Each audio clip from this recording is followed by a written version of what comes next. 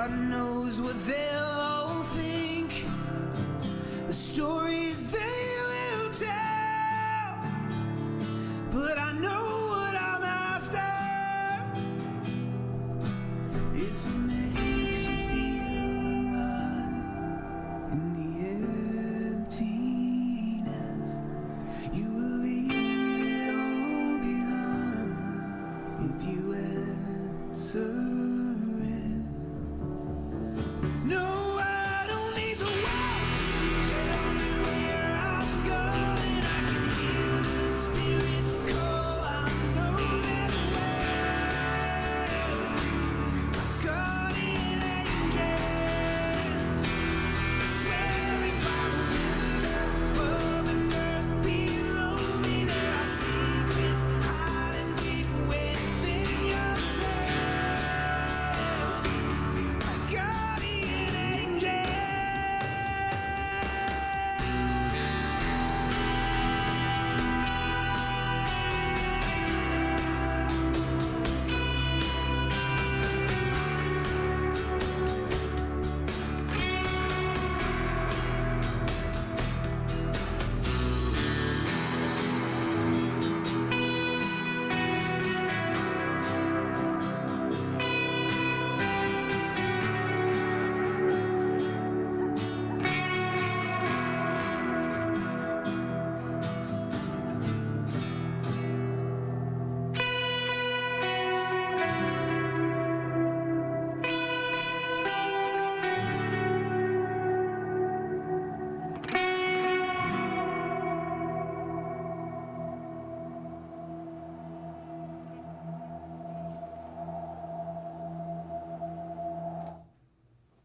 Alrighty, my friends, welcome. Eric Andreas, your Guitar Sage here. Welcome to the Guitar Show, and today I'm going to show you, this is part 2 of how to create your own guitar parts for songs. So what you heard there just now was Guardian Angels by a band called Gabriel the Bull. It's a project that I'm in right now and that I'm really proud of. Lots of cowboy-y type guitars, lots of twang, lots of reverb, lots of delay, and just saturated with all that good stuff. Never been in a band where I literally got to use all the bells and whistles, and this is one that it fits perfectly. I'm usually plug into a Marshall and go, rock and roll style. This is a mixture of kind of cowboy guitar, that sort of thing. But all that to say, friends, what I'm gonna do today is show you how to think about a chord progression and how to come up with your own guitar parts. See, a lot of people think that this is all inspired, and we can use the word inspired, but unfortunately people trip over that word a lot to think that they too cannot be inspired, that it's like some sort of mystical thing that you get because you're born like Eddie Van Halen or Jimi Hendrix, yada yada, BS, BS, BS. None of it's true. And if any guitar teacher or guitar player tells you that, run far away and find a guitar teacher or player who can guide you, like I'm going to guide you today, to literally show you that these parts come out, they fall out of the guitar once, or out of your fingers, once you understand the construction of that song, okay? Once you understand what the chords are, where the chord progression's going, and just a modicum of music theory, okay? Just a very small amount of music theory is all you need to know, and we don't even have to call it music theory if that scares you. I can promise you that you can get this. If you can add, then you can get this, okay? I joke all the time, you don't need a lot of math. In fact, took me 5 times to finally pass algebra in college, much to my parents' disappointment.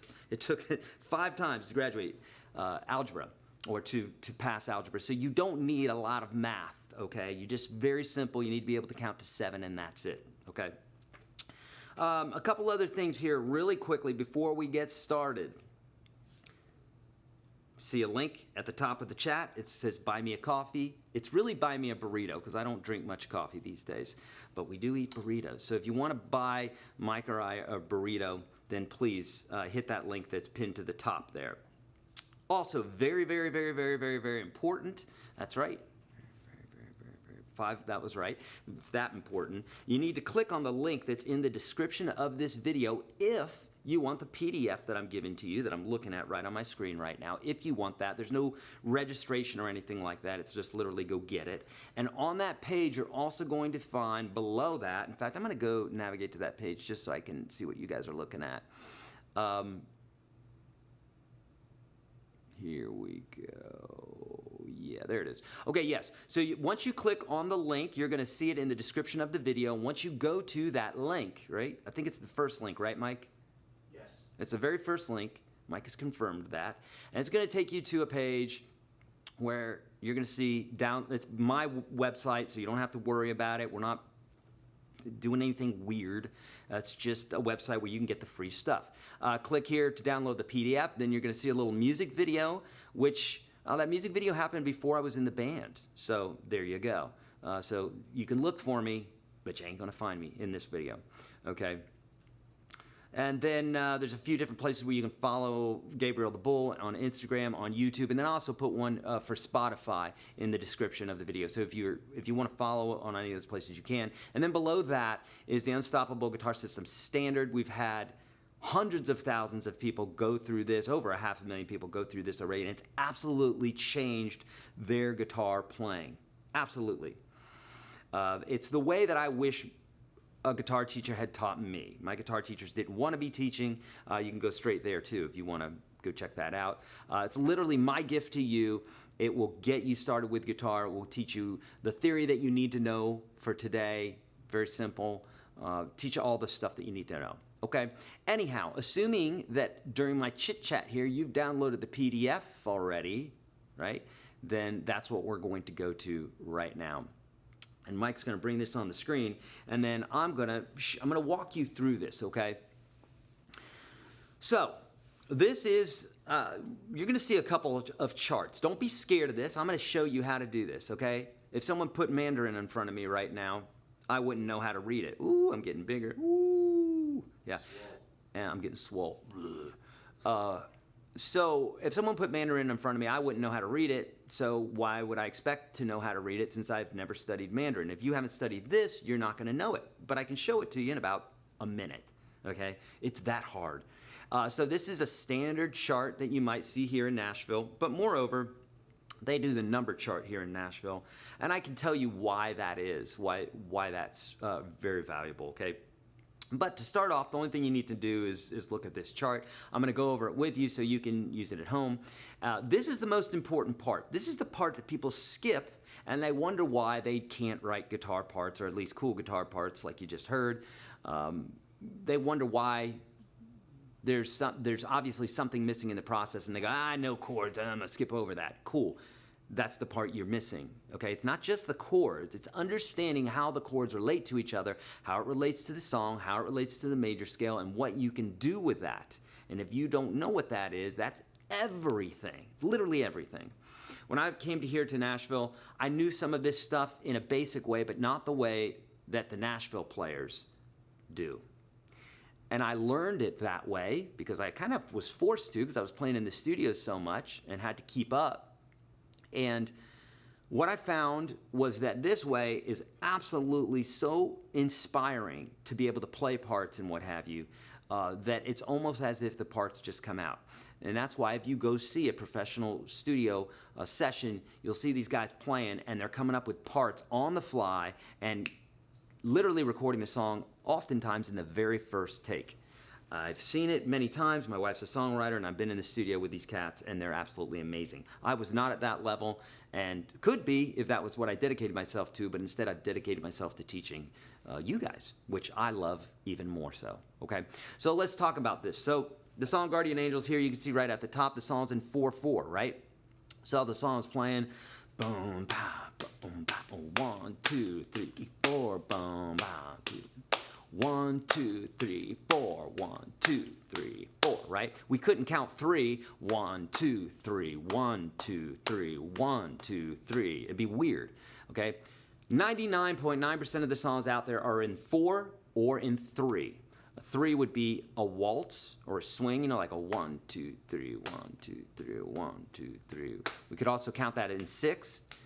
5, 6. 1, 2, 3, 4, 5, 6. And basically there's an emphasis on the downbeat at the beginning, and then every 6 beats that you have another emphasis. If the song's in 4, it's every 4 beats you have the emphasis. 1, 2, 3, 4, 1, 2, 3, 4, 1, 2, 3, 4, 1, 2. Okay? Or you can just hear the phrases and what have you in chunks of 4 as opposed to chunks of 6 or 3, like what we just mentioned there, okay? So if you look right here, you'll notice that this song is deciphered as if it's in the key of G, okay? Some of you are already saying, no, that's wrong, it's in the key of E minor. Good for you, that's okay, you can think that way. Nothing wrong with that, you're technically correct. But in Nashville here, most of the players always think like they're in the key of the major key. Even if it's in the minor version, there's relative major and minor. So wherever there's a major key, there's a related minor key that shares the same sets of chords and notes. And wherever there's a minor key, there's a major key that shares the same sets of notes and chords.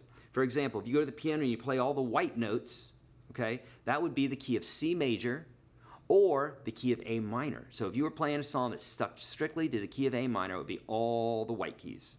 If you had a song in the key of C major, strictly in C major, it would stick to all the white keys, none of the black keys.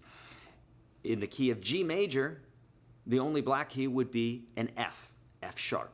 Okay, so that would be, so if you played all the white keys, but the F, instead of playing a natural F, it's sharp, then you would be in the key of G, or in the related key of E minor, which shares the same set of notes and the same set of chords. Now, what makes it major and what makes it minor? It's kind of like if you woke up this morning on the wrong side of the bed and you stubbed your toe, et cetera, and that's kind of the rest of the day went that way because you decided to, then that would be minor, right? If you woke up super happy, excited about the day, sun was shining, all whole 9 yards, that would be major. And when you hear a song, what we're talking about is we're talking, a key, we're talking about a major tonal center is going to sound more happy, and a minor tonal center is going to sound more sad. It could be argued which one's major or minor. What I mean by that is since they share the same sets of notes and chords, they have the same exact ingredients, but how you use those ingredients can definitely be argued, right? So you could put a drop of jalapeno hot sauce into something, or you could put a whole bottle of it, and there would be a difference. Technically, it both has jalapeno in it, but you get the drift here, okay? So this song, I'm going to say this in the key of G. Technically, it's more in the key of E minor, but it's not going to change anything in our chart here, okay? It just makes you think, okay, well, if I'm in the key of G, I know that there are chords like G major and D major and C major and E minor and A minor, which as you can see on the screen here, all those chords are represented right there, right? E minor, C, D, A minor. Was there a G? Yeah, there's a G right there, okay? So all those chords are represented. So, you may know this now, you may not. Don't sweat it if you don't. That's what I'm giving you that free course for that's in the link below, right? That's why I'm giving you that course that leads you to the PDF and that free course that will unwind all of this stuff for you. It's super simple. I promise you, jump through the portal. You're going to get this, okay? All right. So we can see the chords here. We can see a lot of repetition, as there is in any song. Let's break down this chart here really quickly. So we said it's in the key of G, it's in 4-4 or 4, 1, 2, 3, 4. That's the only thing we need to remember. And here the quarter note is 117 beats per minute. If it were 120 beats per minute, that'd be 2 beats per second, right? Because there's 60 seconds. So 2 times 60 is 120. So we're close to that 120, that marching band beat, right? It's just slightly slower than that. Okay, so that tells us a little bit about it. It's a song called Guardian Angels. Make sure we're all on the same page. That's what we're doing here. Okay, now I want you to check this out. On the left-hand side here, you're going to see some letters and what have you. This indicates what part of the song we're in. So in this place, in this section here, this is the intro, this is the verse, this is the pre-chorus, this is the chorus, this is the turnaround. A turnaround is the same as the intro, essentially, musically speaking. We have verse, we got pre-chorus, we got chorus, we got a turnaround, and out. Right? Let's look at some other things here. These little happy faces on either side of this are repeat symbols. So when you see that, you repeat whatever is in here one time. okay? If you needed it to be repeated, like say 4 times, then you could say, 4 times or something like that, or 3 times, or repeat 3 times. If you want to be definitive, then you would write that, repeat 3 times, okay?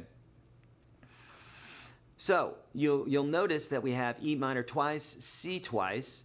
We have a little dot, which is just separating the 2 sets of the groups here. It makes it a little bit easier, okay, to look at. And then 2 Ds and 2 E minors. Now, if the song is in 4, then this is 1, 2, 3, 4, 1, 2, 3, 4, 1, 2, 3, 4, 1, 2, 3, and next 1, 2, 3, 4. Every time I count 4, that's a measure of music, okay? And if we're in 6, that would be 6 beats. A measure would be 6 beats. 1, 2, 3, 4, 5, 6. But in this case here, it's 4 because the song's in 4, so 4 beats per measure. So if I were to strum this, we had the big guitar parts there in the beginning, but if I just strum this, it would be, if I count the beat off, 1, 2, 3, 4, 1, 2, 3, 4, 1, 2, 3, 4, C, 2, 3, and again, C, 2, 3, where my cursor's at, D, 2, 3, 4, D, 2, 3, 4, E minor, 2, and it says to repeat it again, so I'm going to bring it back to the beginning. 2, 3, 4, 1, 2, 3, E minor, C. Most of you have this, but if you don't, D, 2, 3, 4, D, 2, 3, 4, E minor, 2, 3, 4, E minor. And then we're in the verse. 1, 2, 3, 4, 1, 2, 3, 4, 2, 3, 4, 1, 2, 3, 4. Now I'm doing this purposely. If you notice, I'm not doing a big heavy strum. I'm just hitting the chord and I'm holding it out for 2 measures for each one of those. Here's what you have to remember about a chart. The chart just says, this is the chord that's represented for this segment of time. You may not play. You may not do anything. In fact, for that part of the song, I don't play anything. I sit back. I just let my chord ring out, and I did a couple little twiddly bits up here. That's it, okay? We'll talk about that in a minute, but essentially, the beat goes on. You've heard that, right? And the beat goes on. The beat keeps going. The chords keep going, whether you're playing or not. So don't think that the world's going to revolve around that one musician, you or whoever. The chords keep moving, so everybody can be on the same place, and when everybody comes in, boom, they're the right place, okay? So here I am at the verse, and Gabe's singing, and he's like, 1, 2, 3, 4, 1, 2, 3, 4, 2, 3, 4, 1, 2, 3, 4, 2, 3, 4, 1, 2, 3, 4, 2, 3, 4, and there's a repeat symbol there, right? So we're gonna do that whole thing again. 2, 3. Okay, so just remember that like there's this. You could imagine like some sort of chord being played. In this case here, it's a nylon string guitar that's strumming away, okay? And that's holding down the basses while the rest of the band waits. We're using dynamics, loudness, and softness to create the big sound that you love, that we all love. If we didn't have those dynamics there and everybody was playing all at the same time, it would get very boring and very repetitious, and it would wear your ears out very quickly. That's why we have dynamics, right, and contrast and that sort of thing. Okay, so let's look at the pre-chorus. Now, notice that some folks are probably saying, well, how do we know what to strum? Okay, well, we don't know what to strum yet. We're just listening, so we just have to use our ear. A chart does not tell the player every single thing that he should play. I run into this all the time. People say, well, how do I know what to play? You do know what to play because you got the chords right there. If you want to be creative, you come up with your own thing. It's like if we had a schematic for a house, and someone says, well, you get a bedroom here, and this is where the toilet goes, this is where the bathroom goes, et cetera, and you're like, wait a minute, I don't see anything on this blueprint about where I'm going to hang my picture, where I'm going to put the wallpaper. Well, you don't need that, silly. It's a blueprint for a basic structure of a house. That's all we need. You put the wallpaper on later, okay? You put the toilet seat on later, what you want. Right now, and that's the decorating that I'm doing here, right? Right now, we just want to worry about the chords, the basic chord structure, because if you don't have that, you're not going to know how to come up with these parts, okay? So fast forward to the pre-chorus here. We have an A minor, 2, 3, 4, C, 2, 3, 4, E minor, 3, 4, D, 2, 3, 4, A minor, 2, 3, 4, C, 3, 4, G, 2, 3, 4, D, 2, 3, 4. You're asking yourself, why are there diamonds around those? I'm glad you asked that. Because those diamonds mean you hit the chord on the 1 and you hold it out for the full measure. If it were in 6, you hold it out for 6. Since it's in 4, you just hold it out for 4.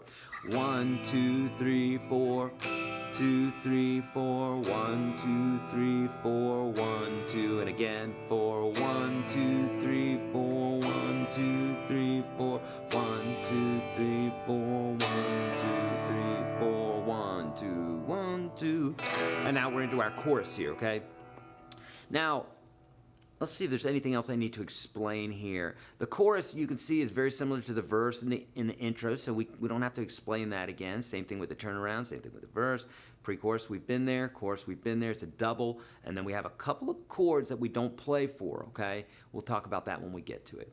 Turnaround's the same. And then the outro, look, it's the same, except we have these diamonds. And you'll notice a tie right here.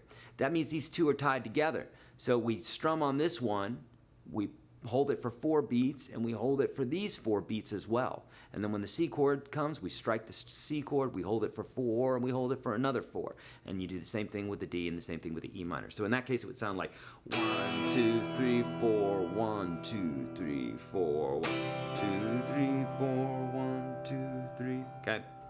All right. Let's get into some parts here, but first let's talk about tone. So if you notice, my delay setting is on the quarter beat. It's on the quarter note. 1, 2, 3, 4.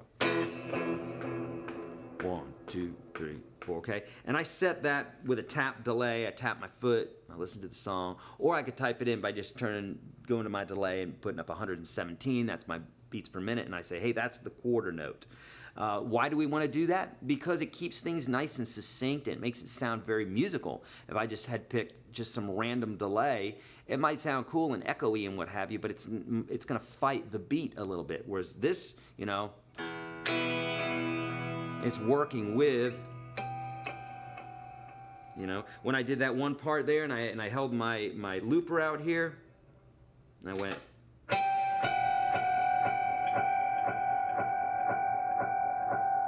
That's to the beat. And so it's going to keep going, and the band's going to be playing, and it's going to keep in time and stuff. So something to remember when you're creating tone. Obviously, I'm using a Gretsch 6120. This is a 1959 6120. I'm using a Kemper amp.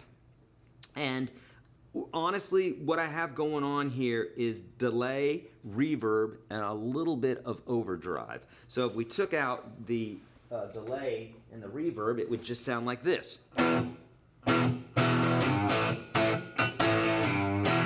Right? Very dry. We add a little reverb, then we got, and that's not a little reverb, that's a lot.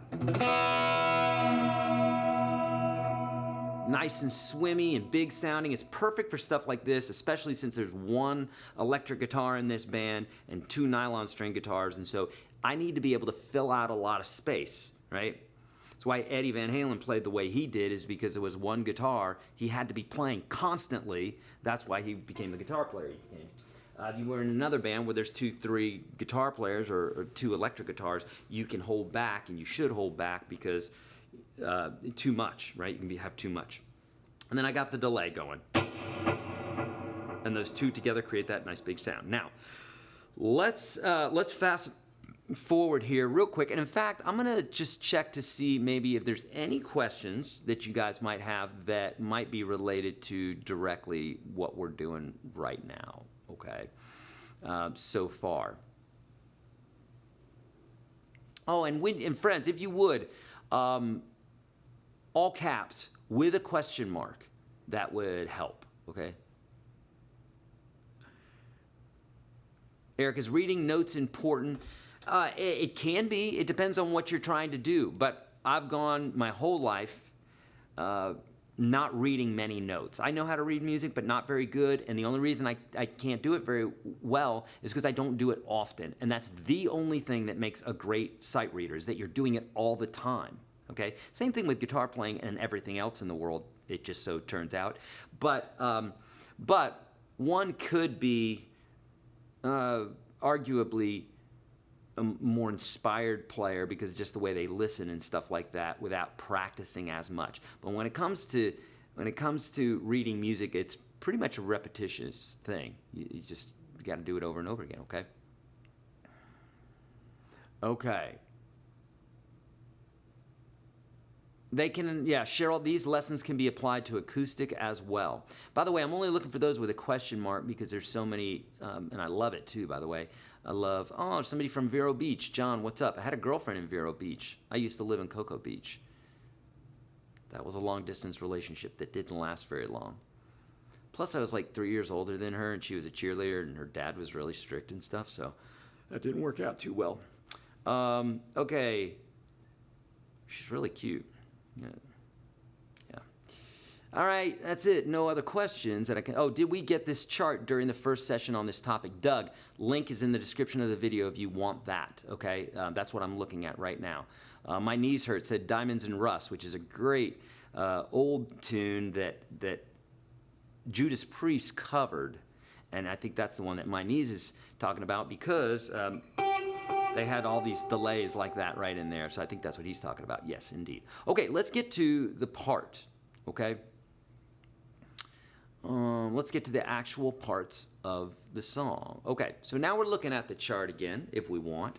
And so let's talk about the beginning, this first lick here, right? We got, and I'm just specifically talking about the electric guitar. So we got this first part with the E minor.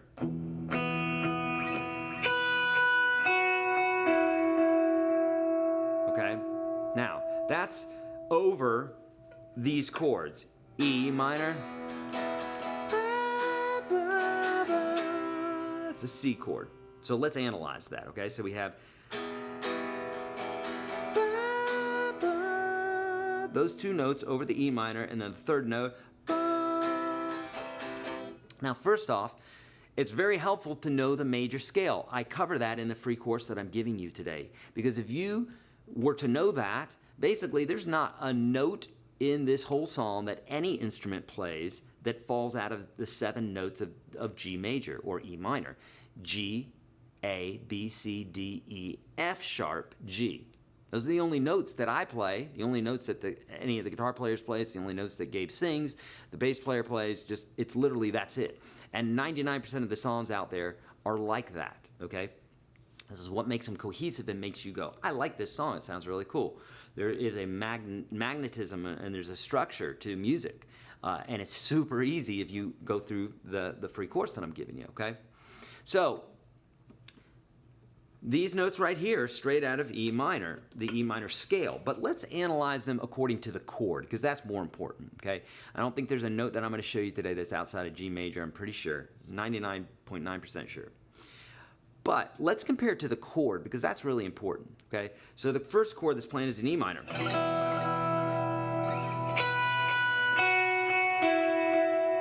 And that's what I play, okay? Now these first two notes, the first note's in the E minor, the second note's not. This is the note that's in the E minor chord. That would be E minor. But that's a little bit boring compared to...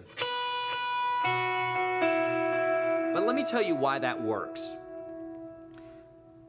You can almost always use an add 9 chord when it comes to a minor chord. And what that means is instead of, so think about it in this way. If I'm playing A minor, instead of playing A minor like you traditionally would, like it's in the 9 essential chords, okay? So if you don't know this, I'm giving you that free course there. It's a standard A minor chord.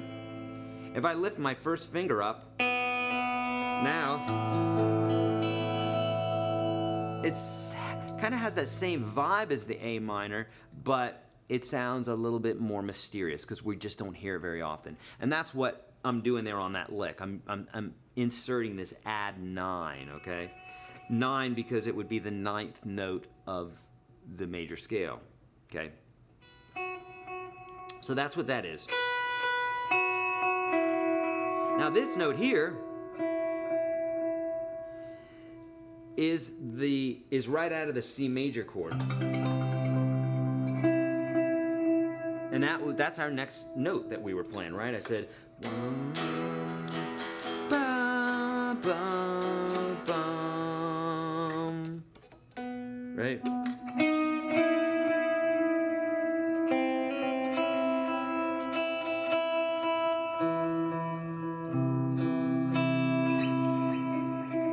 Okay, so I'm just showing you where these parts come from, okay?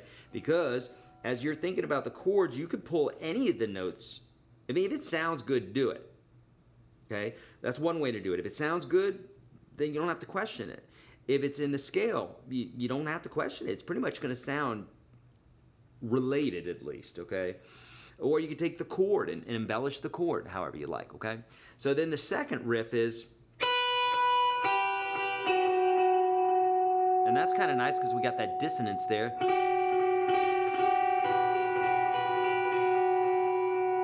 Yeah, makes sense? And so, let's analyze that. We're like, let's see.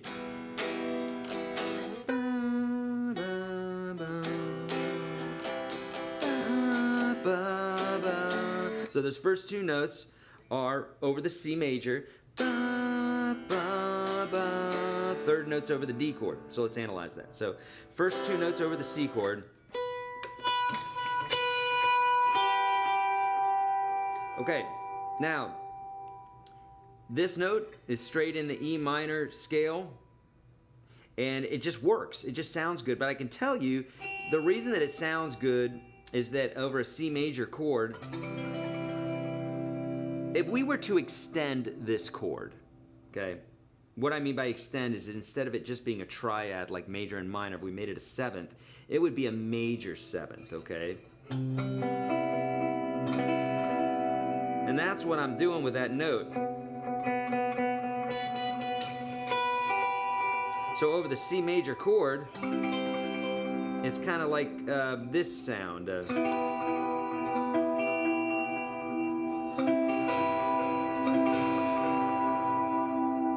Here would be C major. Here'd be C major 7. Ooh, right? Listen to that. Isn't that nice? So, again, what we're doing is you don't have to play the exact same notes that are on the chord. You don't have to do that. You can play with some tension, okay? Like in that case here. C major, C major 7. It just creates that tension. And I love that sound, okay? Music's all about tension and release. The most simple songs in the world, kids love. Real elementary songs, right? We hate them because they drive us nuts because we're like, I get it, I get it, I get it.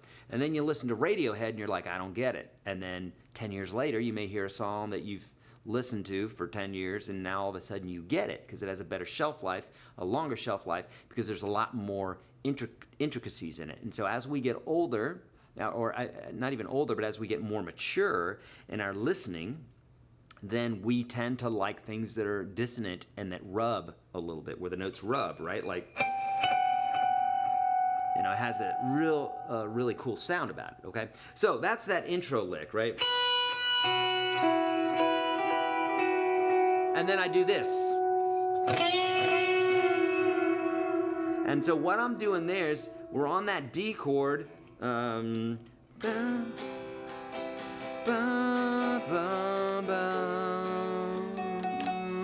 That's the note that I'm playing.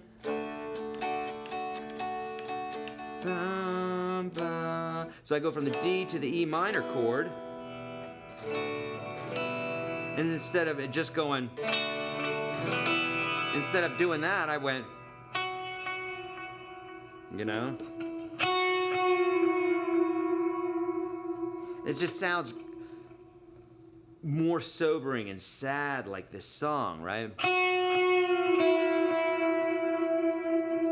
And then along with the reverb and stuff, we're using tools to create a scene, right? If we were painting a picture, If you wanted it to be something ominous, you probably wouldn't use pastels. You probably wouldn't use real bright colors and glitter. You would use reds and blacks and deep hues, right? Because that's the way we're feeling, that's what you want to do. And you can do the same thing with the guitar that you choose, the pickups that you choose, the tone knob, and these are all paintbrushes. You get to choose what you want, and there's no science to it. Just like there's no science to painting, it's just you do what you want to do. You could say that there's some things that work better and historically work better, but at the end of the day, there's, rules are meant for breaking, at least in music and in art, and when you do that, it can create some great stuff, okay? All right, so we got those parts down there, right? Now, during the verse, let's take the verse part here. So let me show you, let's see, we have this, and then the last E minor chord right here, I go, oh sorry, right here, I go, and I'm using this, it's called Infinity. It's a little program that I've got in my setup here, and it just keeps going and going and going until I stop it with my foot, okay? And so since the song's in E minor, I just let that E minor, that E note ring out, and it's a cool like pedal, what we call a pedal or something to grab onto that just keeps that thread of what key we're in going. And I do that for just about for the whole verse, except for the one part where I do this, so it's going, and then I go,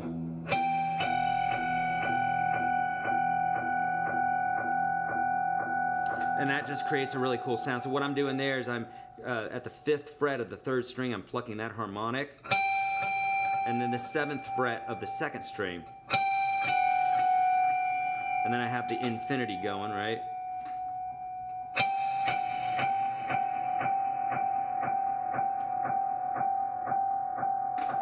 And it creates that really cool ominous sound. So that's just something, a little ear candy, if you will. Not everybody in the band needs to be playing at all times. And this is something that most players, inevitably new players, do all the time. They overplay. Instead of just sitting back, listening to the singer, listening to the band, it's kind of like a conversation. If you're new to music, or new to a conversation, maybe you're just starting to study physics and you hear a couple of people talking about physics, you don't want to jump in and just start walking all over them, because chances are you don't know as much as them, and what they have to say is probably going to be better for you. Sorry, I know not very popular to talk like that right now, that someone may have a better idea than another, but it happens. And so these people are talking physics, and you may want to hold back and listen, do more listening. And if you have a gem to share that's going to steer the conversation or add to the overall conversation, then you might want to say that thing. And so there's a time to sit back, and there's a time to listen, and there's a time to talk. And so same thing with music here. For the verse, these lyrics kick in, right? And I really want the listener to hear those lyrics, because they're great. And they're on the video, by the way, that's on that page there if you go to the description, okay? Drilling down to YouTube. So I sit back for that verse, except for those couple little things. And if you notice, when I do that whole, it's when he's not singing. And you'll notice this, like literally, if you write this down and you listen to songs now, you hear the singer doing his thing or her thing, and then when they stop, you will hear an instrument jump in and play a little part. Maybe it's one note, maybe it's several notes, maybe it's a lick, whatever, but that's usually when the action happens, when the singer's not singing. Step 1, don't step on the singer. It's the number one thing in here in Nashville to not do, is don't step on the singer. I know guitar players don't like to hear that. It took me a while to get to know that too, but because we want to solo everywhere. But alas, it's obnoxious, so we don't do it. Okay, so that brings us through that first verse there. Really, I'm just holding on to that E, and then I do that fun little... And I think I do that at the end of this whole section. So I just have that thing hold out, and then I do the...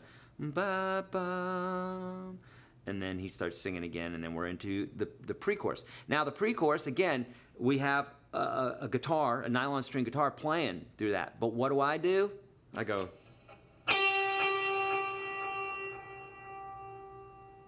That's all I do. I hit one note, one measly little note, but it's just in the right place and it's perfect. It just fits the song right, okay? There's a million different parts that could have been played there, okay? But you can see, now let's analyze this for a second. This note, now we start off on the A minor.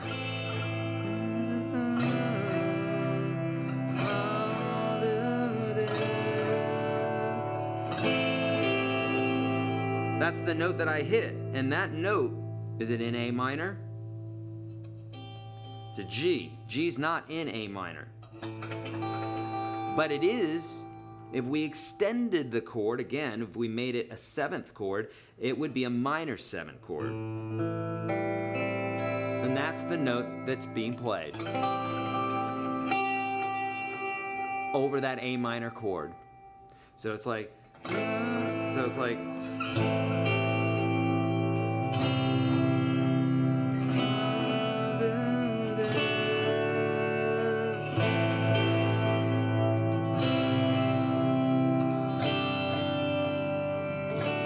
the rest of the band's playing the chords, but I'm hitting that little, okay?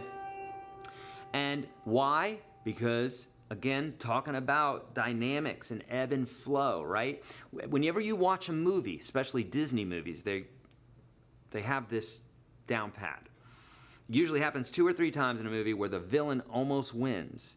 And each time the villain almost wins, it gets increasingly bigger. It at least happens one big time in every Disney movie. Sometimes it happens 2 or 3 times. And there's that scene where daggone Gaston ends up killing the Beast. The Beast is dead. We know he's dead. He's laying on the ground. He's dead. We know he's dead, but then all of a sudden the rain comes and now the Beast wakes up, right? We're like, oh, I didn't know that was going to happen. Okay, same thing with music. It's like when we can be a little bit deceptive with what it is that we're doing in a good way, in a musical way, an artsy way, it can be really cool. So we got this pre-chorus and it's all subtle and Gabe's whispering and I'm whispering these soft lyrics and what have you, and then boom, kicks you right in the face with that chorus. And we come kicking in straight here with the E minor here. Now, this is the last part really that we're gonna do, and then I'm gonna take your questions, okay? Really quickly too, if anybody doesn't know this PDF that I'm looking at right here, if you click the link below, the description of the video, you're going to see it. If you click the link, and it says, I'll take you to my page, it goes to my web page, you're going to have access to this PDF that also has the number system version of it in there, which hopefully I'll explain. If somebody asks about it, I'll explain it. Otherwise, I won't explain it because then you probably don't need it. But you'll have the PDF there. You'll have access to the song. It's on YouTube. It's on Spotify, Instagram, that sort of thing. So you can check it out. Follow the band if you like. We do some really cool stuff. I'm getting ready to play some shows out west, so I'm very excited about that. Okay, so we're going to kick it into this chorus here now. Here we are at the chorus, okay? And this is really interesting here, and I'm going to show you how I thought about these parts here. So, because this one is a little bit more involved than the other parts here, okay? So, starts off with a big old, and what I'm doing there with my pick is I'm just dragging from the highest string to the lowest string and very close to the bridge to give it a real bright percussive sound. I'm not doing it here, doing it here. And I'm dragging the chord so it's this big sound, right? Okay, and then I proceed to create some low notes, okay? So I hit that big chord for the E minor. And I wanted something walking during this time. I wanted to hear some low bass notes walking around to support the singer. And so what I did is I strum that big chord and then I go.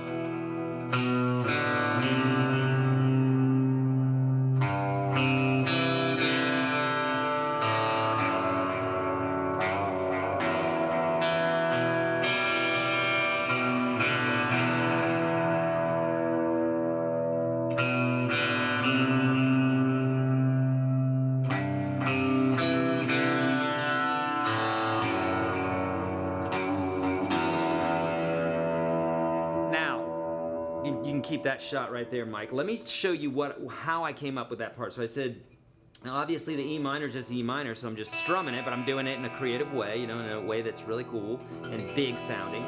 And then I go, so the chords are C, or E minor, and then C. Now this, that's what I do, right? I go. So again, I'm taking every single note is out of E minor / G major, same notes, same chords. So we can call it whatever one we want. But what I did is, again, I pulled the 7th note out of this E minor chord, which would be an E minor 7. So that's the 5th of the note.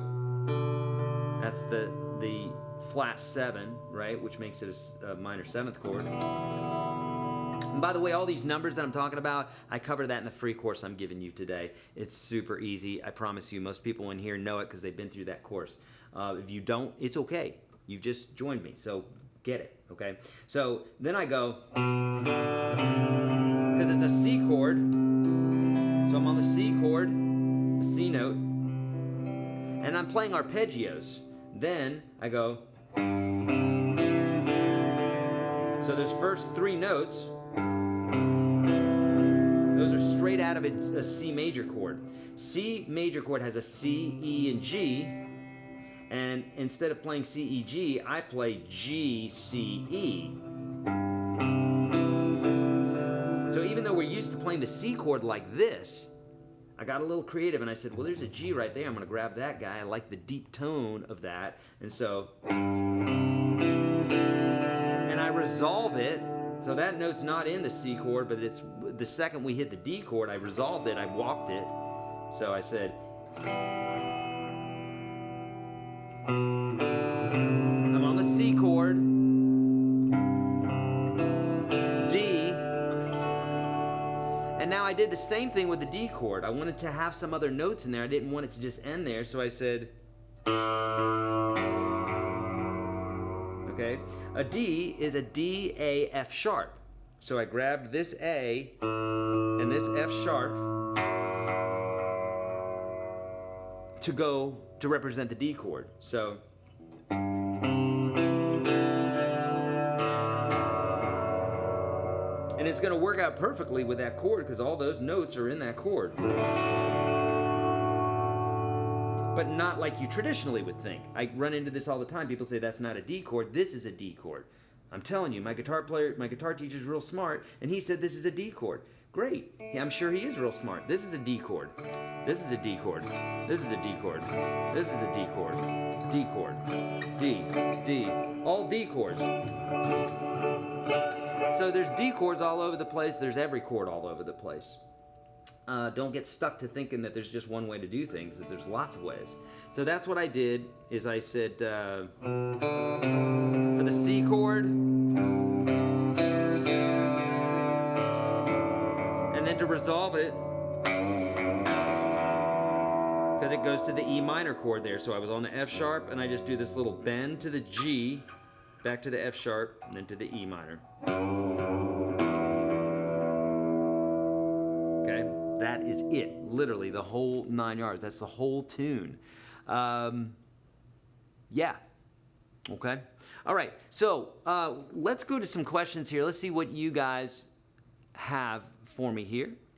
And again, if you're just joining us, if you want to get a hold of this PDF, what you're going to want to do is you're going to want to click on the link that's below, and that'll bring you to my website. And in fact, I'm going to look real quick where it says it.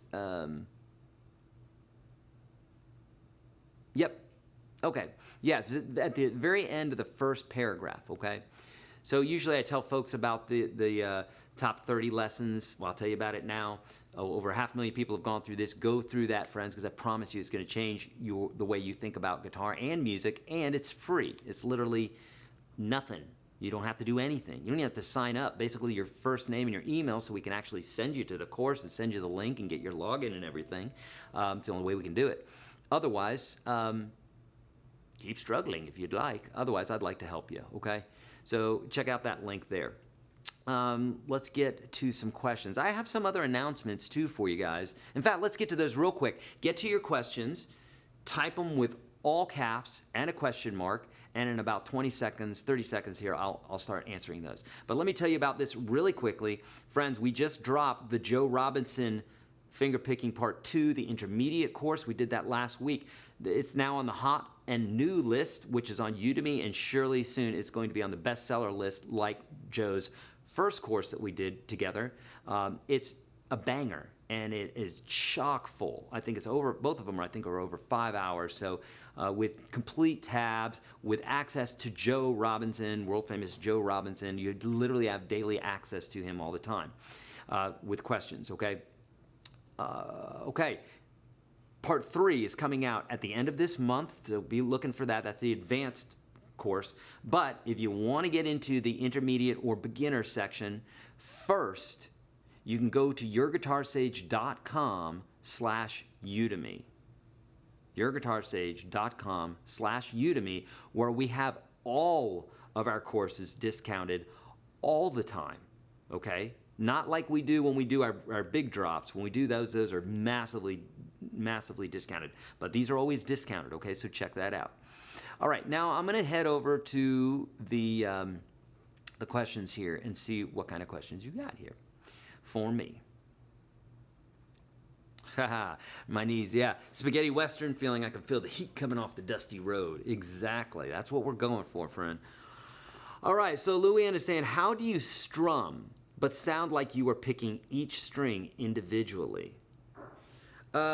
Okay, I'm not sure which part you're talking about, but I kind of do a little hybrid thing, right? So I'll do this. But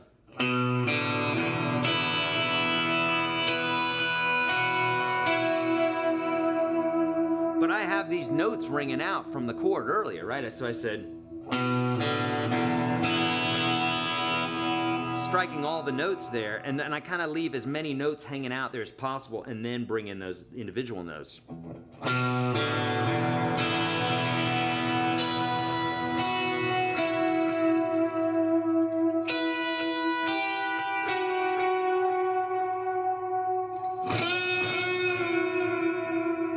Now, also, when I'm playing these notes, Luann, I am definitely holding them all out. So I'm not going,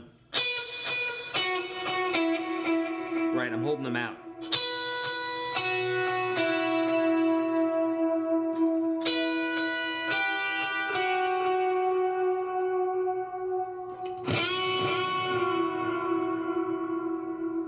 And I'm muting any notes that I don't want to have heard, right? So with my right hand here, you might have noticed where I go, you know, I got my pick between my first and second finger here because I'm muting all these strings with my thumb, and it's just a habit that I've gotten into, that I put the pick in those fingers like that, and then when I want it again, I just grab it like that. So, and then for the chorus part,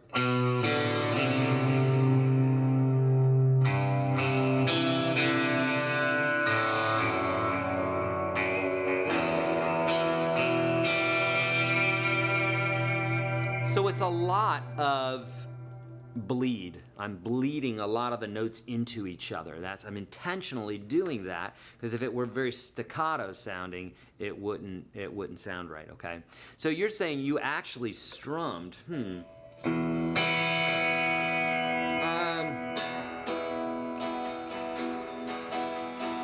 are you talking about when I did like,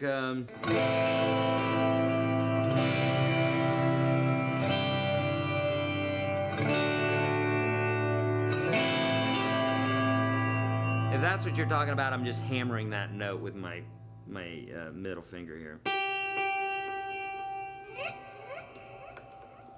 Okay. That was it. You did it once. Okay, yeah, that's exactly what I did. Yep. Okay, good. Can you kind of strum, rake the strings so it's a strum, but kind of slowly, if that makes sense? Yeah, you can, exactly. So there's times where I'll go.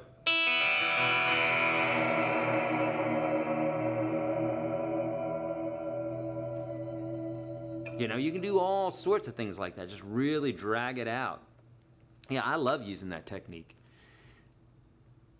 Okay, she's talking about the upstroke of the E minor chord, right? So what I do there is I'm just playing the low notes, and then I'm doing an upstroke, and I'm thinking the whole chord, but technically I'm probably only hitting the first 2 or 3 strings here. Because I want these guys to ring out from what I just played.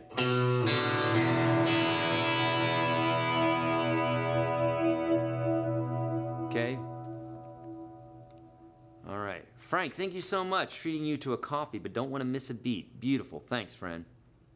John saying, where do I find your beginning minimalistic blues videos? Friends, if you haven't done this, if you haven't seen those minimalistic blues videos, even if you don't like blues, if you want to learn how to solo guitar, if you want to learn how to play solo guitar and you want to think like a soloist would think, an improviser, someone who improvises, right? If you want to think that way, watch that video. It's a game changer. If you're in UGS, you know where it's at. Just type in minimalistic in the upper left-hand corner once you're in the course and you'll find it right away, right? Otherwise, I have a couple videos on YouTube about this, and you could search YourGuitarSage minimalistic and you'll find exactly what I'm talking about. Cool? Aye. All right. Jay Michael's saying the number system requires you to know your keys and translate on the fly. That's veteran shit. Haha. Yeah, kind of. It is. Kind of, but it's not really too hard. Here's the only thing you have to know. In fact, Mike, let's go back to this for a minute. I want to show them this real quick. Let me show you this real quick since somebody asked about it. Okay, so again, this is why guitar players in Nashville only think major key. Okay? They only think major key. And by the way, these are only the best guitar players in the world. So maybe they know something, I don't know. But what they do is they think major key. So in the case of this, where we're in the minor key, then the 6 is the minor note. But it's real easy. If you just take the key of G, since I said we're in the key of G, see in the upper left-hand corner there, right? And so if I play through the scale, the major scale, but Eric, I don't know the major scale. I know, that's why I give you the free course so you can go through it and then you got it. Otherwise, you're gonna struggle. So those that have gone through it, they know what I'm talking about. Here you go, G major scale. You can do it linearly like this, 1, 2, 3, 4, 5, 6, 7, 1. Or across the strings, 1, 2, 3, 4, 5, 6, 7, 1. That's all you have to know. That's the major, that's the number system, at least essentially knowing what note gets what number. So if I see a 6, I'm gonna go 1, 2, 3, 4, 5, 6. That's an E, and it's got that little minus symbol by it, so I know that that chord represented is an E minor. And if I want to know what the 4 is, it's super easy. If you can count to 7. If you can't, I understand it. Bail out. It's too hard. Otherwise, it's super easy. Watch. 1, 2, 3, 4. That's a C, so I know that the next chord is a C chord. And the 5, well, I can just add 1, and it's a D, or I can play through my scale. 1, 2, 3, 4, 5.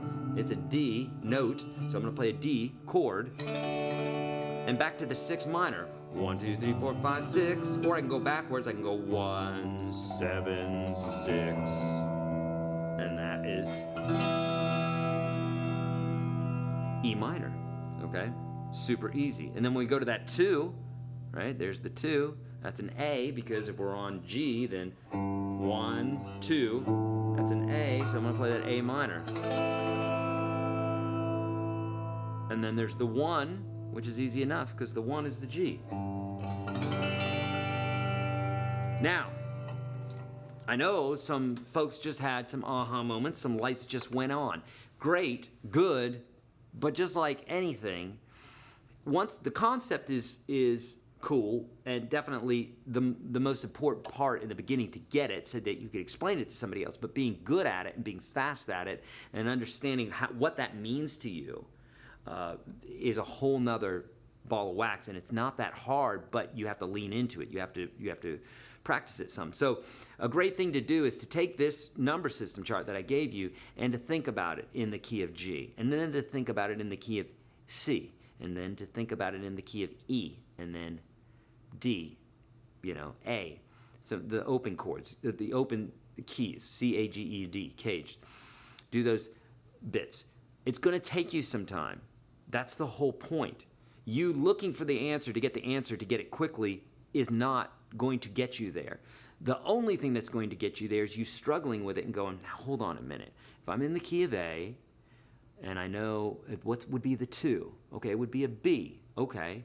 But if you don't work it out and you're just trying to grab the answers from somewhere, you'll never learn it. You have to go through the gauntlet, like anything, right? You have to do it in order to build the neural paths in your brain. So don't be afraid of that. Don't be afraid of, it's not hard work, it's super easy and it's super fun. But what it allows you to do is it allows you to think very differently in all these different keys. So for instance, if I wanted to play this in the key of A minor, I'd be like, I would think like, or the key of C, then I would think, okay, here's the key of C. So I'd have A minor would be my first chord. So it would be A minor, F, G.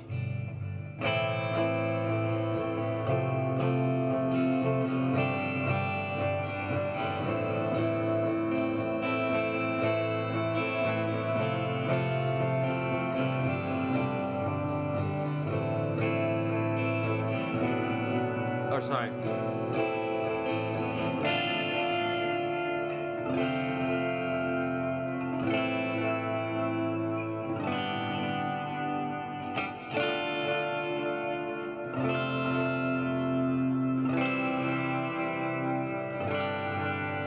Okay, now I'm looking at the number chart and I did that, and you can do this too. It's not hard, it's just literally doing it a few times and then you'll start getting it. So that's why Nashville players use number charts, because if we went in the studio and Gabe was feeling extra feisty that day and said, no, I don't want to do this in E minor, I want to do it in the key of A minor or F minor or G minor or whatever, then you easily could look at the same chart. You don't have to change anything. You just think a little differently. That's it. You just think, hey, I'm in this particular key now. Okay, super easy. Okay. Oh, Texan 11, thank you so much for that donation, my friend. I really appreciate it. Okay. Confetti. And some confetti. Hey, easy.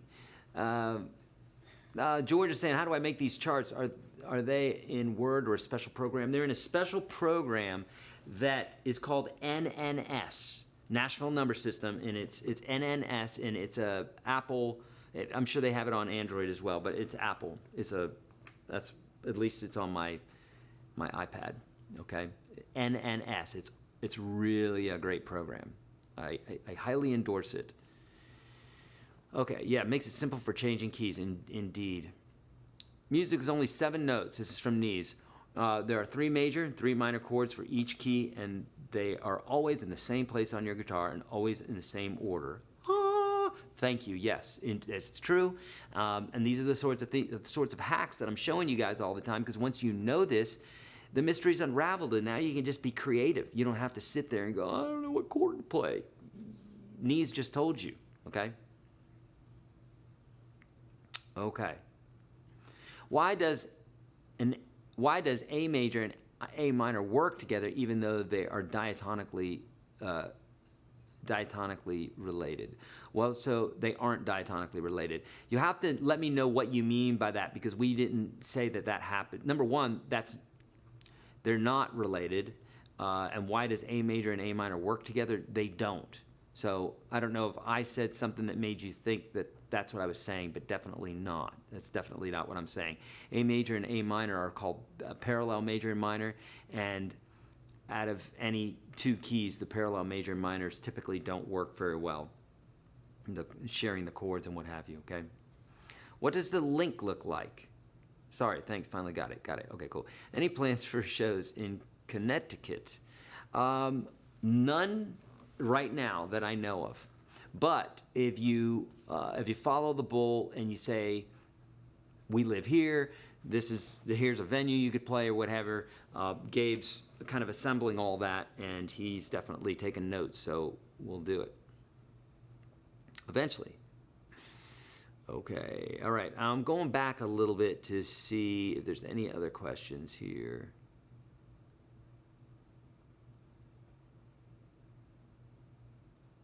And again, if it sounds good, do it. If it doesn't sound good, it doesn't matter what the theory says, right? It's only what sounds good. In fact, Gabe, the guy who wrote this song, the singer, doesn't know any of this stuff, okay? So you can still do this stuff without knowing it, but I say that he doesn't know it, but he does. He doesn't know the names. What he knows is this note works over this chord, this scale works over this chord. It's the same stuff. He just doesn't have the labels to throw on it, which makes it a little bit more difficult to communicate with him about stuff. But at the end of the day, he can do the same thing, okay? Now, so what's the benefit of learning music theory? Because literally it cuts out all those years of, why doesn't this work? Well, why does this work? But why doesn't that work? It cuts out all of that, and you know immediately why things work, okay?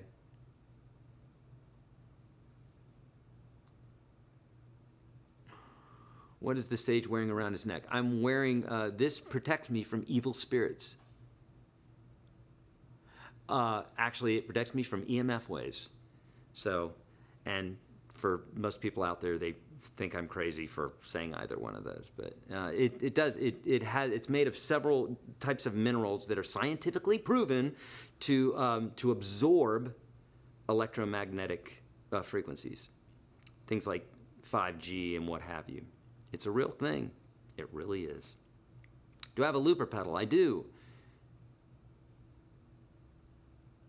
Yeah, that's what I'm using right now. Looper pedal.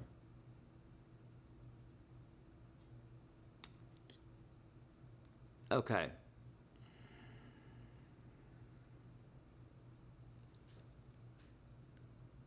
Ah, good. Nees is not in Nashville and he's using that chart. I'm telling you, the Nashville number system changed the way that I think about guitar. It will change the way you think about it too. And music in general. I've got videos for it on YouTube. If you're not inside the system, I've got videos for it. So at least take advantage of my free stuff, okay? Is this notation used anywhere else outside of Nashville?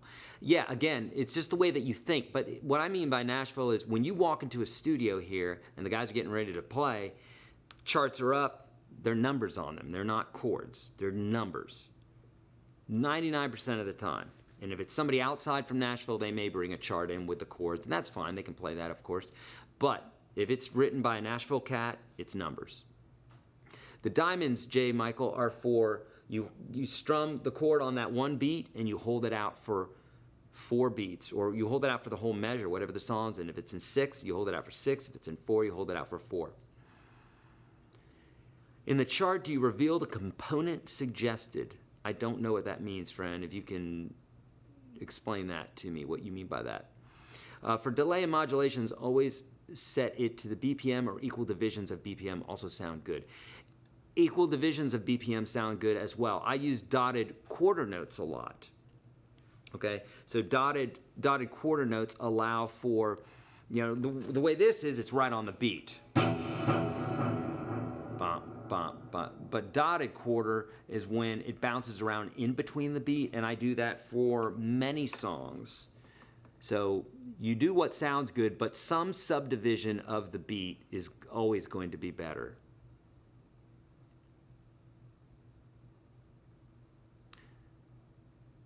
Okay, good. No chorus on this, but definitely delay and reverb and no phaser. So definitely delay and definitely reverb. Lots and lots of it, Knees. Oh, good. John Johnson now knows what the diamonds are. Good. Oh, thank you, Nico. Thanks for the coffee. Beautiful. All right. All right, I think I'm caught up with the questions. Now I'm going to jump back down to the bottom in just a minute. I just want to make sure that I got them all. Oh, good. Los Angeles. Robert from Los Angeles is in the house. It turns out that our biggest audience is in Los Angeles, which is, I don't know why, but that's surprising to me, but it is. And then I think it's Nashville, and then I think New York, or somewhere in that order. All right, hold on. I want to get to everybody's questions. Here we go. All right, so I got all to those. I'm spinning down to the bottom now. So if you just put in here one recently, then I'm going to get to them, and then we're gonna close up shop here. Okay. If you are playing a well-known cover tune with someone strumming the chords, do you recommend we play the melody or just add notes that follow the chords? It's a fantastic question, Russ.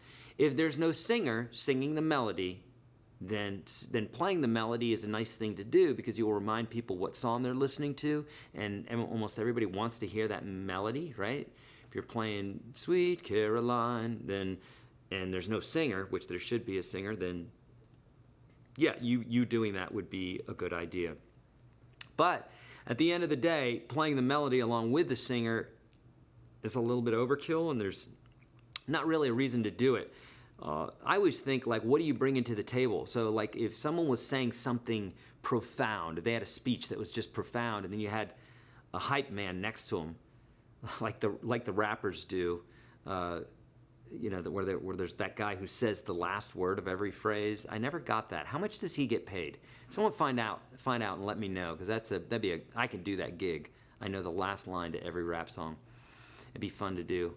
But you know, imagine that hype guy just whispering everything that the singer's doing, that the rapper's doing, right? Or just doubling everything part. You'd be like, what's that guy doing? Why is he there? You know what I mean?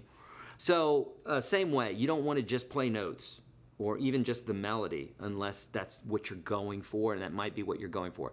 I like to play notes that don't get in the way, but that accent and bring something to the overall composition of the music. And that, I think, is something that most amateur guitar players don't get. I've seen some professional guitar players not get that. And I'm talking some great players. There's some great players around town here that I know that, in my opinion, overplay.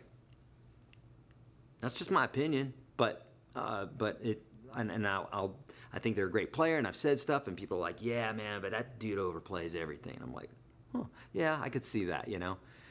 So it's very important, especially here in Nashville. You don't want to overplay anything. It's very laid back, you know. That's what rock and roll's for. It's what metal's for. Okay, I'll take one last question here, and then we're gonna head on out.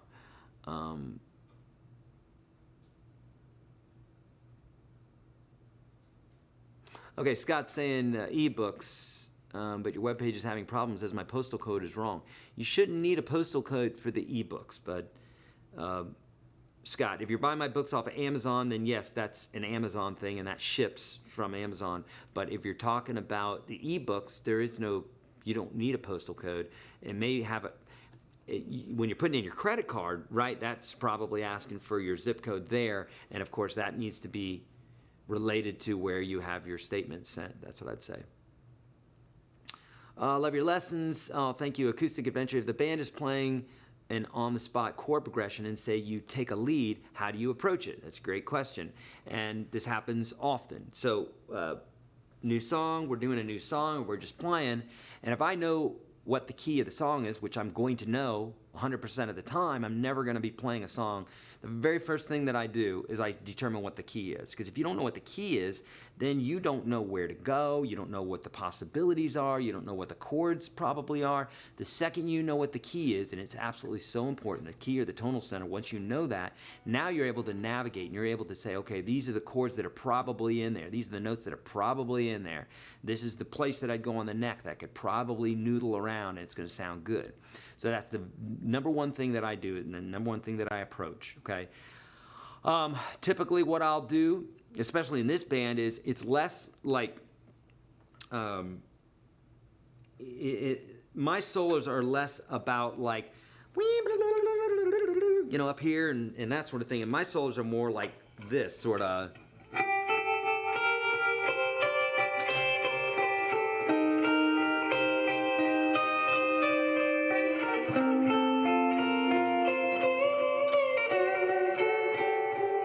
That's one solo that I did. And so I'm doing a lot of arpeggiating, right?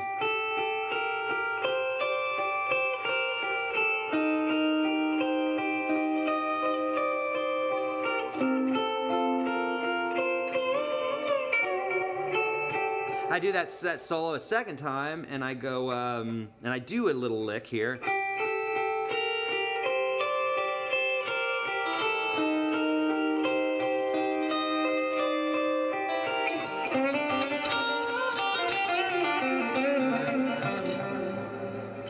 I do this little blues lick there at the end, but that's literally the extent of most of the soloing that I do for this project, because it just doesn't feel right when I'm wanking away doing some blues, you know, crazy, like long solo or something. It just doesn't call for it. So again, it's like having a conversation. I'm very much a chameleon in my personality. If I'm dealing with someone who cusses a lot, I tend to cuss a lot in front of them. If someone who doesn't cuss, I don't cuss. If it's someone who's whatever, like I tend to just like morph, because I like all different types of people, and I do that same thing with my playing. It's like if I'm playing funk, I'm going to be funky. If I'm playing bluesy, or if I'm listening to blues, I want to sound bluesy. There's a lot of cats in Nashville who are really good at hybriding blues and jazz and all these things. I don't particularly love that, and I have some great friends who do that really, really well, and I think they do it well, but I personally don't like it. Like, I wouldn't like that. I want to, if I'm playing blues, I want it to sound like blues. Like if Stevie Ray Vaughan ripped a you know, jazz lick in his blues, I'd be like, what are you doing, dude? That's not your thing. You know, that's not what I'm going for. So, or that's not what I want you to play. But everybody's different. So, you know, I listen to the chord progression. I try to outline the chords. I'm very cognizant of the chords. If I don't know what to do, if I'm just like real new to it, I will probably grab some sort of pentatonic scale, either major or minor, depending on what key we're in, what tonal center, is it major or minor, and I'll noodle around in there and see what kinds of things I can come up with. It's a great fallback safety net, if you will. Okay. Okay, we're almost done, but now we're getting some questions here. My wife and I are starting to play together. I play guitar, she plays piano. How should we practice? Great question, Joe. So try not to play the same parts. If she's playing chords, play in a different part of the neck, you know, so the frequencies aren't clashing. So if she's playing lower on the neck, we do this in the band all the time. We're playing the same chords, but I'll have the other guitar player play with a capo. So we got two nylon strings, and they're playing the same chords, but if the one guy's playing an A minor here, I'll have the other guy play an A minor here.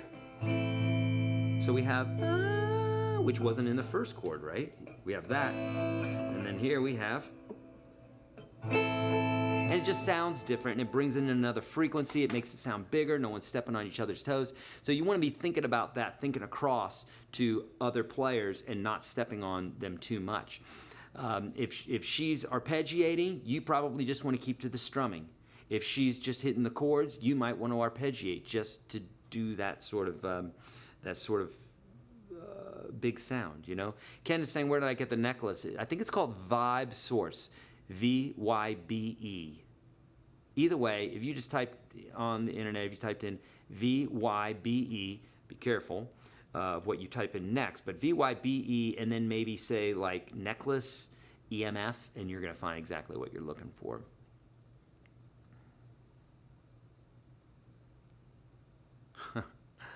Okay. Sorry, Eric. Don't know why I thought your name was Chris M. That's all right. Okay, sometimes I want to do sick improv, but end up sounding shit, LOL. But sometimes I have no intention of improvising, just letting fingers move and sound better. Does that happen to others too? It happens to everybody. Everybody wants to move their fingers and let magic happen, but alas, it's never happened like that ever in the history of ever. So to keep on trying that is insanity. You have to learn some licks. You got to learn some scales. You got to learn how to improvise. You got to learn minimalistic blues or something like that. Adam's saying, please play something. Adam, where have you been, bud? Like I've literally been playing for like the first 50 minutes, bruh. Okay, that's it. I think that's it for questions. Friends, how do you deal with panic and frustration while guitaring? Well, I do a lot of meditation, and also at the end of the day, what happens if I mess up? Nothing. No one's gonna die.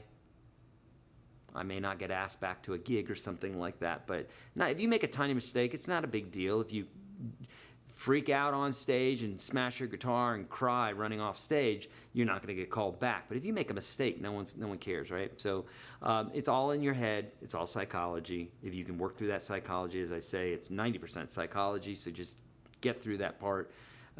We can talk more about that on another occasion, because that's a great one. Okay, friends. I'm out. Let me tell you really quickly about a couple things. Don't forget that link below. That's going to give you access to the PDF. And then for the friend who just said, would you play? I think it was Adam or something. Adam or whoever it was that said that, go watch the beginning part of the video and I'll guide you through that PDF on the song that we just heard. And I'll show you all the bits and pieces, okay? If you haven't already and you want to, please buy me a coffee with that tip jar there at the top. And really, realistically, it's buy a burrito because we don't drink a lot of coffee here. And I have the free course for you, the top 30. That link for that is below. That'll bring you to the page with the PDF and all that. Joe Robinson's course is dropping at the end of the month. Do we know when that is? What day? The 26th. Thanks, Mike. So if you are following the Joe Robinson courses that we're dropping, number 3, the advanced course is going to drop on the 26th of this month. However, if you want to get the beginner or the intermediate, we've discounted those already, but we do have them discounted for you if you go to YourGuitarSage.com/Udemy, UDEMY. If anybody has the link, you can post it in here. Otherwise, you know where to go. Love you guys. Thank you so much for coming out. And we're going to do this again next week with another tune. I think we're going to be doing The Valley, which is a little bit more detail. I should say a lot more detail. There's a lot more things to it. So get your feet wet with this one. And then next week, we're going to be doing the same thing, but a different song, okay? And check out all the Gabriel the Bull stuff, okay? Coming to a town near you. All right, see you guys.